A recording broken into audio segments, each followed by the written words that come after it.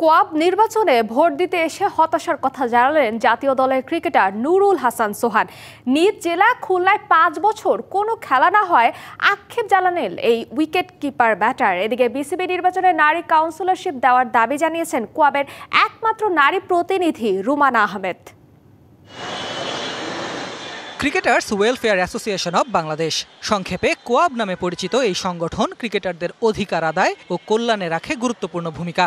ক্রিকেটারদের সমস্যা সমাধানের লক্ষ্যে তাদের দাবি দেওয়া উত্থাপিত হয় এই প্ল্যাটফর্মেই। তবে আদতে সমস্যার সমাধান হচ্ছে কতটা?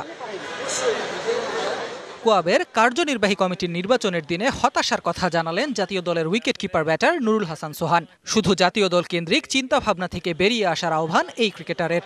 64টা জেলা, ইভেন্চুয়ালি আমি যেহেতু খুলনার ছেলে, আমি খুলনাটা ভালো জানি। খুলনায় তো মনে হয় লাস্ট 4-5 বছর ধরে কোনো খেলা হয় না। তো এটা আসলে আমাদের প্লেয়ারদের জন্য অনেকটা হতাশার। ন্যাশনাল টিম ওরিয়েন্টেড বা আমরা যারা ভালো একটা জায়গায় আছি এইগুলো চিন্তা না করে যারা নিচে আছে, সেকেন্ড ডিভিশন, থার্ড ডিভিশন বা জেলা ভিত্তিক ডিভিশন যারা রয়েছে, এই জায়গাটা অনেক বেশি ফোকাস দেওয়া উচিত। বিসিবিতে পুরুষ ক্রিকেট ক্লাবের কাউন্সিলরশিপ থাকলেও উল্টো চিত্র নারী ক্রিকেট ক্লাবে নেই ক্লাব কাউন্সিলরশিপ। এবার বিসিবিতে নারী কাউন্সিলরশিপের দাবি জানিয়েছেন জাতীয় দলের ক্রিকেটার ও কোয়াবের একমাত্র নারী প্রতিনিধি রুমানা আহমেদ।